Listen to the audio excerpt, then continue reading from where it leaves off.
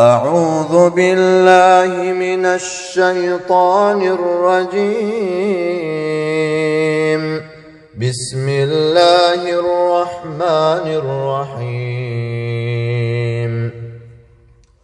والمرسلات عرفا فالعاصفات عصفا والناشرات نشرا فالفارقات فرقا فالملقيات ذكرا عذرا أو نذرا إنما توعدون لواقع.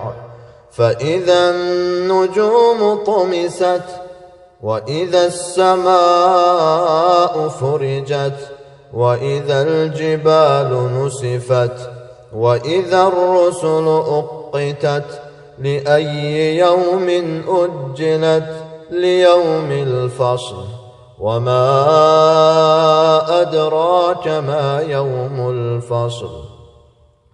ويل يومئذ للمكذبين ألم نهلك الأولين ثم نتبعهم الآخرين كذلك نفعل بالمجرمين. ويل يومئذ للمكذبين ألم نخلقكم من ماء مهين فجعلناه في قرار مكين إلى قدر معلوم فقدرنا فنعم القادرون. ويل يومئذ للمكذبين ألم نجعل الأرض كفاتا أحياء وأمواتا وجعلنا فيها رواسي شامخات وأسقيناكم ماء فراتا. ويل يومئذ للمكذبين انطلقوا إلى ما كنتم به تكذبون.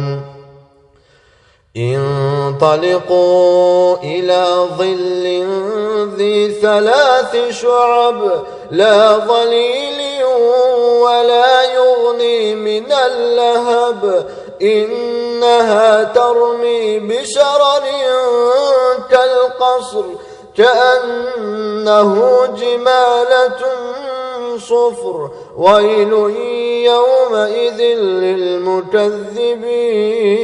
للمكذبين هذا يوم لا ينطقون ولا يؤذن لهم فيعتذرون.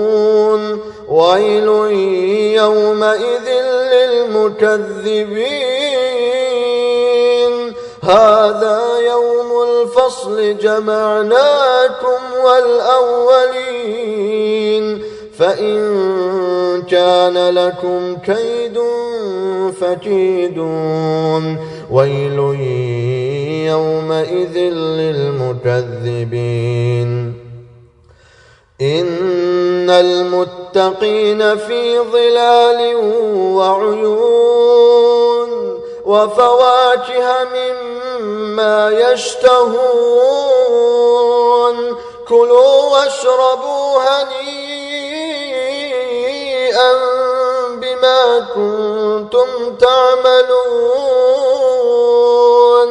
إنا كذلك نجزي المحسنين. ويل يومئذ للمكذبين كلوا وتمتعوا قليلا إنكم مجرمون. ويل يومئذ للمكذبين وإذا قيل لهم اركعوا لا يركعون ويل يومئذ للمكذبين المكذبين فبأي حديث بعده يؤمنون صدق الله العظيم.